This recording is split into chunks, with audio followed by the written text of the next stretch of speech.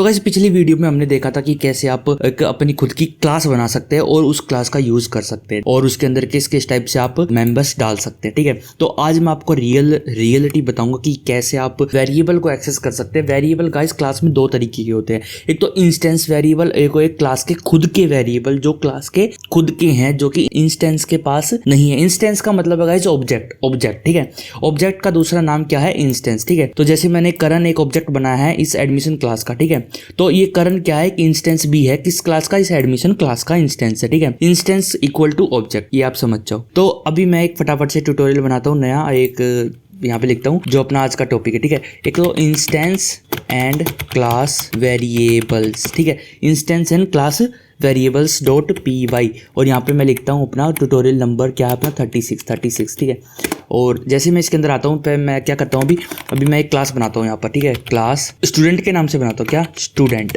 ठीक है, अभी मैंने यहाँ पर जो बनाई थी वो एडमिशन के नाम से बनाई थी, अब मैं एक क्लास बना रहा हूँ स्टूडेंट के नाम से। ठीक है, क्लास का नाम जो है ना स्टार्टिंग में वो गाइस अगर आप कैपिटल लेटर से शुरू करोगे तो अच्छा रहता है, क्योंकि ज्यादातर क्लासेस जो बनती है ना वो कैपिटल लेटर से स्टार्ट होती है, मतलब उनका जो नाम होता है वो कैपिटल लेटर से स्टार्ट होता है। तो अभी मैंने एक वेरिएबल बनाता हूँ कोइन नाम से। किस नाम से? एक कोइन नाम से वेरिएबल बनाऊंगा जिसकी इक्वल में रखूंगा 15, मतलब कि जो भी स्टूडेंट एडमिशन ले रहा है ना उस स्टूडेंट को कोइंस मिलेंगे 15। ठीक है, तो मैंने इसकी वैल्यू डिफॉल्ट दे दी, मतलब कि जब भी कोई क्लास का ऑब्जेक्ट बनेगा ना तो उसके पास कोइन कितने होंगे? 15। वो कैसे होंगे अभी आप देखो। ये जो वेरिएबल है ना गाइस ये क्लास का खुद का वेरिएबल है, ये इंस्टेंस का वेरिएबल नहीं है। ठीक है, मैं आपको बताता हूँ वो कैसे नहीं है। ठीक है, अभी मान लो गाइस मैं एक शुभम नाम से क्या बनाता हूँ, एक ऑब्जेक्ट बनाता हूँ स्टूडेंट क्लास का। ठीक है, STUDENT स्टूडेंट क्लास का। ठीक है, अब मैंने स्टूडेंट क्लास का एक ऑब्जेक्ट बना लिया है। एक मिनट, यहाँ पे स्पेलिंग गलत हो गई और STUDENT यहाँ पे मैंने बना लिया। ठीक है, अब मान लो मैं student STUDENT student dot name मैं डालता हूँ यहाँ पर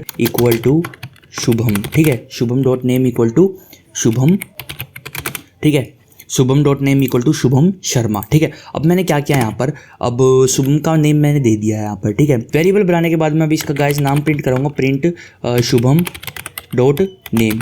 ठीक है, अब जैसे मैं नेम लिखता हूँ यहाँ पर, जैसे मैं स्टार्ट करता हूँ तो क्या है हमारे पास शुभम शर्मा आ चुका है हमारे पास। ठीक है, अब मैं क्या करता हूँ, मेरे को कॉइन प्रिंट कराने हैं, किसके? शुभम के कॉइन। ठीक है, अब ये जो कॉइन वेरिएबल है ना गाइस ये कॉइन हर ऑब्जेक्ट का सेम रहेगा, सेम मतलब कि 15 ही रहेगा। ठीक है, हर ऑब्जेक्ट का मतलब हर इंस्टेंस का ये सेम रहेगा, क्योंकि ये इंस्टेंस का नहीं है, ये क्लास का खुद का है। ठीक है, अब मैं इसको रन करके दिखाता हूँ तो हमारे पास क्या आया? 15 है। ठीक है, तो गाइस अभी मैंने आपको फंक्शन बताता हूँ डिक्ट।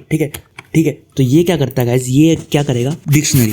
ठीक है, ये डिक्शनरी रिटर्न करेगा जिसमें क्या होगा, जिसमें की तो होगी उसके वेरिएबल्स, इंस्टेंस के वेरिएबल। किसके? इंस्टेंस के वेरिएबल, मतलब कि शुभम के कितने वेरिएबल हैं इस क्लास के अंदर। ठीक है, तो शुभम डिक्ट, तो शुभम के कितने वेरिएबल? शुभम का एक ही वेरिएबल नेम। ठीक है, और मान लो मैं यहाँ पर बना देता हूँ शुभम डॉट रोल नंबर। ठीक है, रोल नंबर यहाँ पर मैं लिखता हूँ 23। तो मैं जैसे इसको रन करता हूँ तो इसने कहा है कि देखो एक तो नेम है जिसकी वैल्यू है शुभम शर्मा। ठीक है, और एक है रोल नंबर जिसकी वैल्यू है 23। तो इसने ये हमको बता दिया है यहाँ पर। ठीक है, अगर मान लो मैं यहाँ पर करता हूँ क्लास, मेरी जो स्टूडेंट है स्टूडेंट डॉट डिक्ट, अगर मैं इसको रन करता हूँ तो यहाँ पर देखो गाइस क्या आया?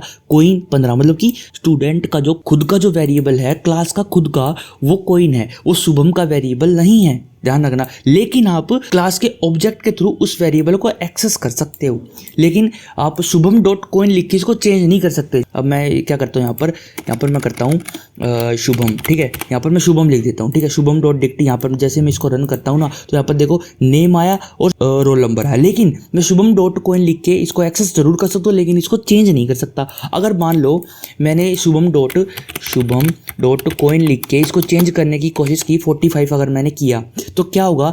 मैं इसको दोबारा प्रिंट करके दिखाता हूँ आपको।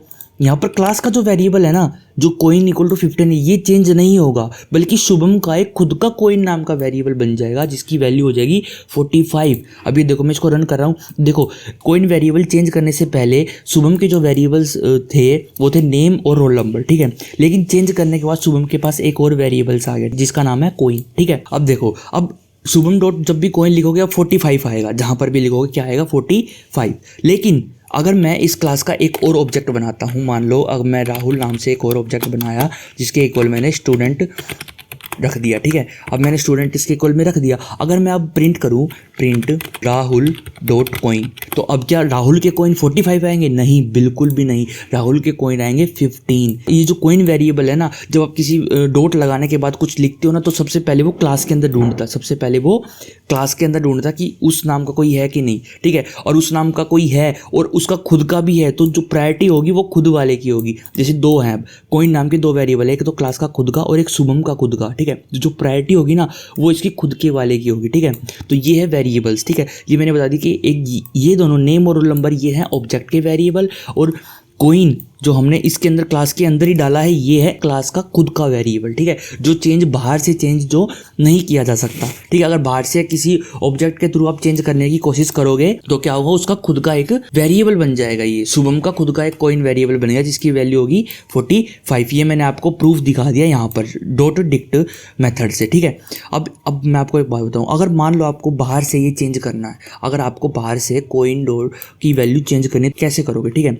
अब मैं क्या करता हूँ, यहाँ पर राहुल डॉट कॉइन दोबारा प्रिंट करूंगा, राहुल डॉट कॉइन दोबारा प्रिंट करूंगा, ठीक है। उससे पहले मैं इसकी वैल्यू चेंज करूंगा, क्लास की वैल्यू चेंज करूंगा, क्लास का जो वेरिएबल है ना उसकी। तो वो कैसे करोगे आप? अब लिखो स्टूडेंट डॉट कॉइन। अब स्टूडेंट डॉट कॉइन मतलब कि आप स्टूडेंट की जो क्लास है ना हमारी स्टूडेंट, उसके कॉइन की वैल्यू आप यहाँ पर चेंज कर रहे हो। मैंने लिख दिया यहाँ पर 60, मैंने क्या लिख दिया यहाँ पर 60 लिख दिया। अब जैसे मैं इसको रन करता हूँ तो हमारे पास क्या है, देखो पहले तो 15 आया, 15 मतलब राहुल के कॉइन। मैं इसको कमेंट आउट कर देता हूँ अभी थोड़ी देर के लिए, तो हमारे पास दो प्रिंट होंगे, ठीक है, 15 और 60। वो कैसे आया, राहुल के कॉइन थे जब स्टार्टिंग में हमने जब तक चेंज नहीं किया था तब तक कॉइन थे 15, ठीक है। तो राहुल डॉट कॉइन लिखा तो हमारे पास क्या है 15। फिर मैंने क्या किया, student dot coin equal to 60 कर दिया। मतलब कि जितने भी अब आगे वेरिएबल बनने वाले हैं, जो पुराने वेरिएबल थे जो कॉइन को एक्सेस करना चाहते हैं, अब उनकी वैल्यू 60 होगी। अगर आप ऑब्जेक्ट डॉट कॉइन लिखोगे, ऑब्जेक्ट मतलब कोई भी ऑब्जेक्ट नया बनाओगे, आप पुराने ऑब्जेक्ट डॉट कॉइन लिखोगे तो उसकी वैल्यू क्या हो जाएगी 60।